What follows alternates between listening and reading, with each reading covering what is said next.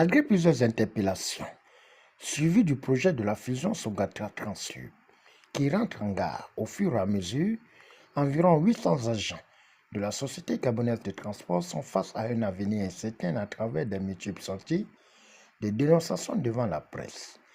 C'est dans ce cadre que la base a été face aux leaders syndicaux et leaders invités de l'intersyndicat du transport pour dresser la charpente de la situation sociale lors d'une énième assemblée générale du 13 mars 2026. De faire le point de la grève entamée depuis le 19 novembre 2025 jusqu'à ce jour. Nous sommes aujourd'hui le 13 mars 2026.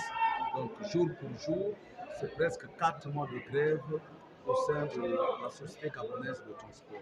Cette grève est due à un certain nombre de revendications qui sont connues.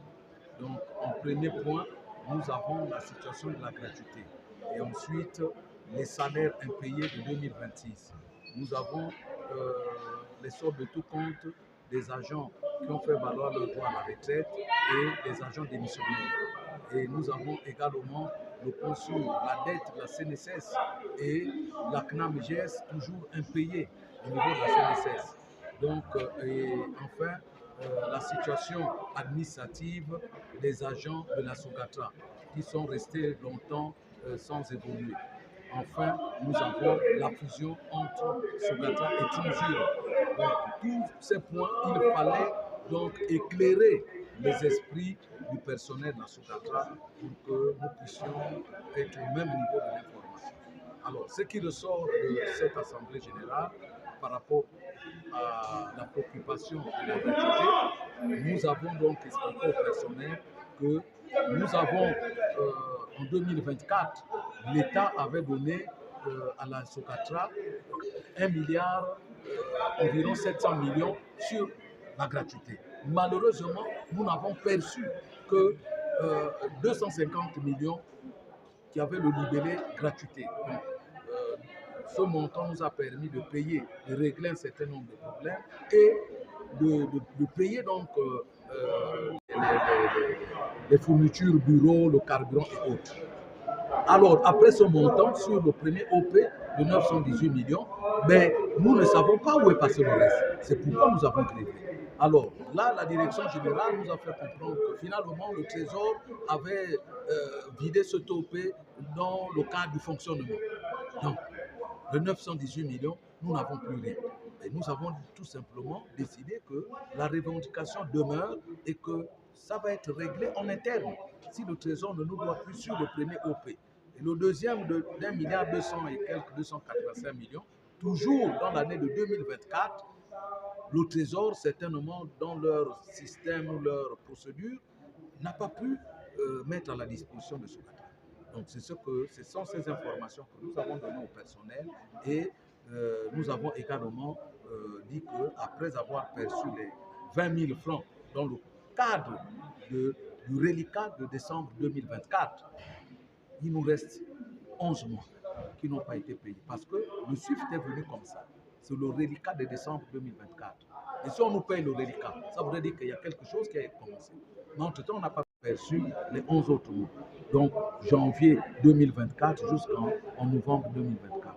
Et nous demandons à notre direction générale de nous payer cet argent.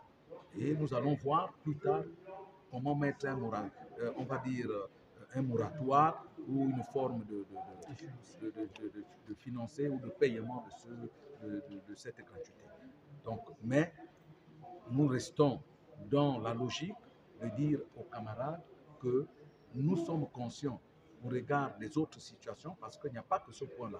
Nous devons continuer les discussions avec la direction générale et les plus autorités, notamment le ministre d'État, le ministre des Transports. Donc, nous avons le point de la fusion, nous avons le point des sortes de tout compte, nous avons le point de la CNSS, et ça, nous devons nous asseoir pour continuer les discussions. Nous, cet après-midi, le personnel a tout simplement accepté qu'il y ait un service minimum.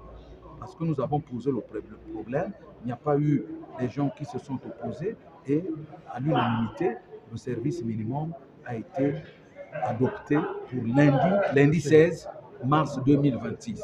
Donc, ce service minimum, nous allons mettre en place le nombre de bus et des lignes que la direction générale va exploiter dans un premier temps parce que la question des salaires reste entière.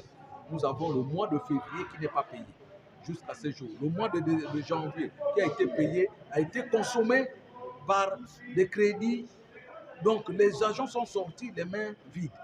Donc nous avons dit on ne peut pas tenir ferme de ne pas relancer les activités parce que 4 mois après, nos bus aussi peuvent prendre un coup, il faut les relancer, mais nous exhortons la direction générale parce que la loi est claire.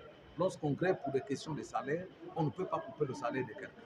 Et la loi est claire également, la grève est libre et ceux qui veulent travailler aussi sont libres. Donc, ce service minimum va être exécuté dans cette forme-là. En tant qu'agent de la Société gabonaise de transport, même si l'État a décidé que nous allons être avalés par Transub, ça ne nous pose aucun problème. Mais nous disons ceci. Il y a des gens qui sont fatigués, qui sont malades. Il faut qu'il y ait un plan social. Nous voulons que l'État puisse mettre un plan social. On ne peut pas prendre un bébé qui a à peine 2 ans ou 1 an. Il va supporter le poids de quelqu'un qui a 20 ans. Donc il est grand temps que l'État prenne ses responsabilités pour mettre un plan social en marche. Parce qu'il y a des gens qui ne veulent plus travailler. Il y a des maladies de longue durée. Il y a des gens qui sont déjà là à 3 ou à 1, 2 ans de la retraite. Ils ne veulent plus continuer dans ce cadre-là. Donc que l'État mette un plan social et qu'on libère.